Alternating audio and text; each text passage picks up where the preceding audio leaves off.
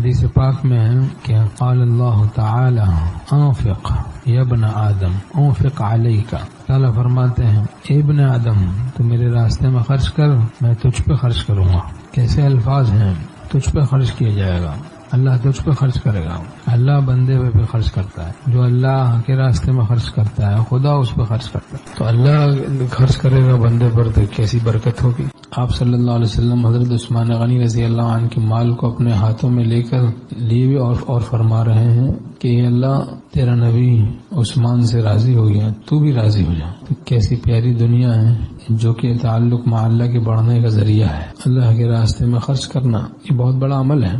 نیت المؤمن خیر من عملی، حدیث شریف میں ہے مضمون کہ مومن کی نیت عمل سے بہتر ہے۔ اب کسی کے پاس نہیں ہے لیکن نیت کر لے کہ میرے پاس ساری دنیا ہوتی میں سب اللہ کے راستے میں خرچ کر دیتا، سب ثواب مل جائے گا۔ 2-4 آنسو بہا دیے، پھر نیت کر لی کہ اگر کروڑوں آنسو ہوتے، کروڑوں اربوں دریا سمندر ہوتے آنسوؤں کے اللہ کی محبت میں بہا دیتا، خدا کے لیے کچھ مشکل نہیں اس پر اجر عطا کرنا۔ کس چیز کی کمی ہے؟ مولا تیری گلی میں، دنیا تیری گلی میں، عقبہ تیری گلی میں۔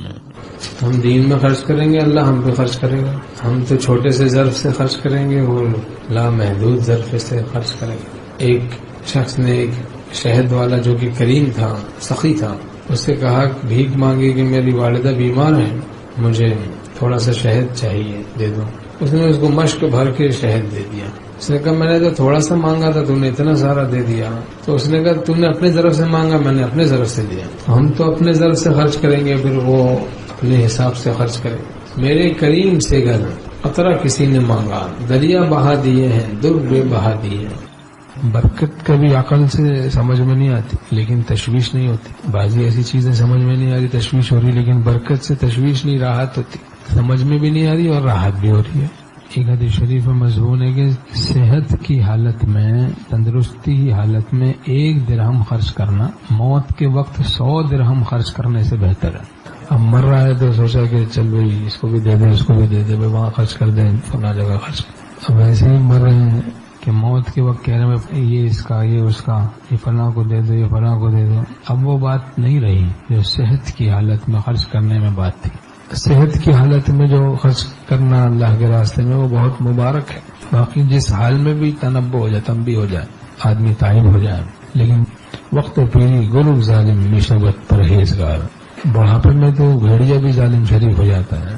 در جوانی توبہ کردن شیوائے پیغمبری، لیکن جوانی اللہ پر فدا کرنا یہ انبیاء علیہم السلام کا شیوا ہے۔ تو صحت کی حالت میں 1 درہم خرچ کرنا وہ موت کے وقت 100 درہم خرچ کرنے سے بہتر ہے۔ صحت کی حالت میں خرچ کرنا یہ افضل ہے کہ موت کے وقت بیماریوں میں آدمی نے گھیر لیا، بیماریوں نے، اور موت آ گئی، اب خرچ کر رہے ہیں۔ تو بخل کی وجہ سے ہم لوگ اللہ کے راستے میں خرچ نہیں کرتے۔ یا تنصروا اللہ ینصرکم ویثبت اقدامکم، تم اللہ کے دین کی مدد کرو، اللہ تمہاری مدد کرے گا، تمہارے قدموں کو جمع دے گا، تمہارے قدموں کو جمع دے گا۔ وَلِلَّهِ خَزَائِنُ السَّمَاوَاتِ وَالْأَرْضِ، آسمان اور زمین کے خزانے اللہ ہی کے ہیں۔ حکیم الامت تھانوی رحمۃ اللہ علیہ فرماتے ہیں کہ خدام دین کو چاہیے کہ اس آیت پاک پہ نظر رکھیں کہ دیکھو اللہ ہی کے ہیں یہ سب خزانے۔ وَلِلَّهِ خَزَائِنُ السَّمَاوَاتِ وَالْأَرْضِ، آسمان اور زمین کے خزانے اللہ ہی کے ہیں۔ اور 2 فرشتے روز صبح اترتے ہیں حدیث پاک میں۔ ایک کہتا ہے جو اللہ کے راستے میں خرچ کرتا ہے اس کے بارے میں، اللہم اعطی منفقا خلفا، اے اللہ جو خرچ کرے دین کے راستے میں اس کو اس کا بدلہ عطا کر، اللہم اعطی منفقا خلفا۔ اور ایک کہتا ہے بخیل کے بارے میں، اللہم اعطی ممسکا تلفا، جو بخل کرے اس کے مال کو تلف کر دے۔ روز 2 فرشتے اترتے ہیں، عجیب ہے معاملہ۔ اللہم اعطی منفقا خلفا، اور ایک کہتا ہے اللہم اعطی ممسکا تلفا۔